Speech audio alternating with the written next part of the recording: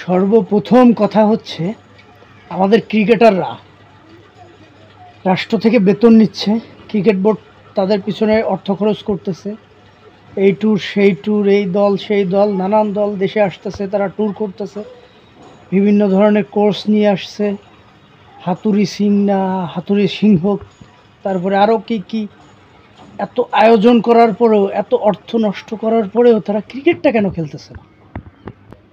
টি-20 ক্রিকেটের বাচ্চা একটা দল ইউএসএ, সেখানে গিয়ে প্রথমটা হারছে, মনে করলাম একটা অঘটন ছিল, মেনে নিচ্ছি, যাক। দ্বিতীয় ম্যাচটা হেরে সিরিজ হারছে, এটা তো অঘটন হতে পারে না, এটা ডেফিনেটলি বাজে খেলার কারণেই হয়েছে।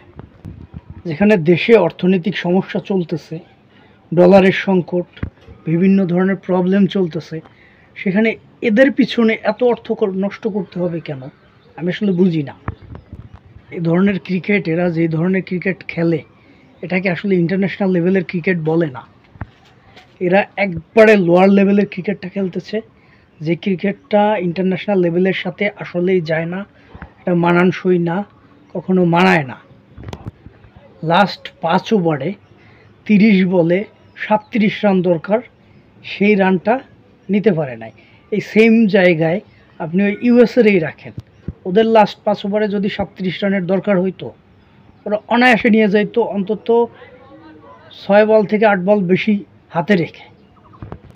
আর ওই যে আল হাসান, এটা এখন দলে আছে কি করতে?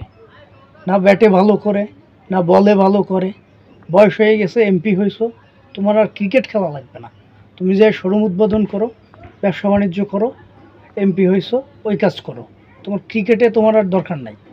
তুমি বাংলাদেশ ক্রিকেটে এখন আর কিছু দিতে পারবে না, যা দেওয়ার অনেক দিয়ে ফেলছো। ড্রেসিং রুমের পরিবেশটারে এই কয়েকটা লোক মিলে নষ্ট করে ফেলছে।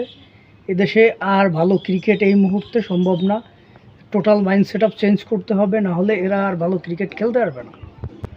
সৌরভ গাঙ্গুলি সাহেবের একটা কথায় শুনতে পাইছিলাম যে ক্রিকেট হয়েছে 70% হয়েছে প্ল্যান, মাইন্ড থেকে প্ল্যান আসবে, প্ল্যান নিয়ে খেলবে, বাকি 30% হয়েছে তারা ফিল্ডে তারা এফোর্ট যেটা দিবে সেই এফোর্টটা।